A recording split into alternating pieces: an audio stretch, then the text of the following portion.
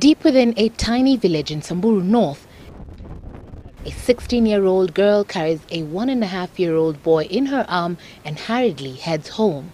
She rarely leaves their family Manyata since 2010, when an alleged relationship with her Colombian community church priest left her pregnant and an outcast. 2 years later, and a bouncing baby boy remains her only leverage against the priest, who has since denied responsibility.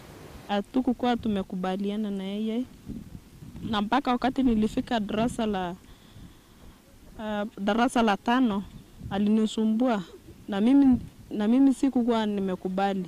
Nimemjaribu yote kumuelezea kwamba ni father na mimi ndio ni mwanafunzi.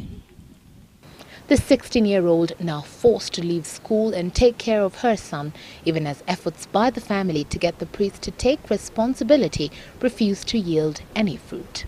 Nilipata habari ya kwamba hii kitendo lilipotendeka, walijaribu kufuatilia kwa padri huyo, na padri alikana. Ikawa ni kama wanawatishia sana, kana kwamba hawangeweza kufika kwa serikali ili waweze kupata haki yao. Cases of young girls, some as young as 13 years old, bearing children from alleged relations with men of the cloth have continued unabated here in Maralal.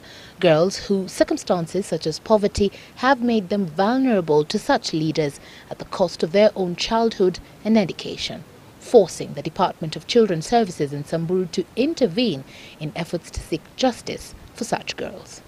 We have come to learn that even those whom we entrust children for protection normally end up abusing the same children. So we need to protect our children even from those who are supposed to protect them. The challenges of everyday motherhood are those this young girl has been forced to undergo. At only 14, she never imagined herself a mother, a naive orphan who only sought refuge in a man of the cloth who promised her a home in his church. She says the pastor and his church had taken her in when she had nowhere to go, and with time she gained trust in a man who gave her food, clothing and shelter at a time when she was most vulnerable.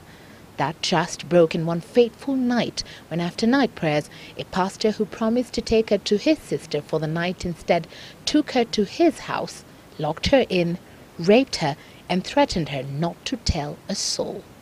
And she didn't.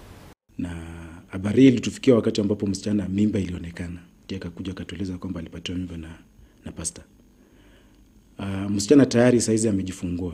Kwa hivyo hakuna lolote ambalo tunaweza kufanya mpaka twende kwa DNA.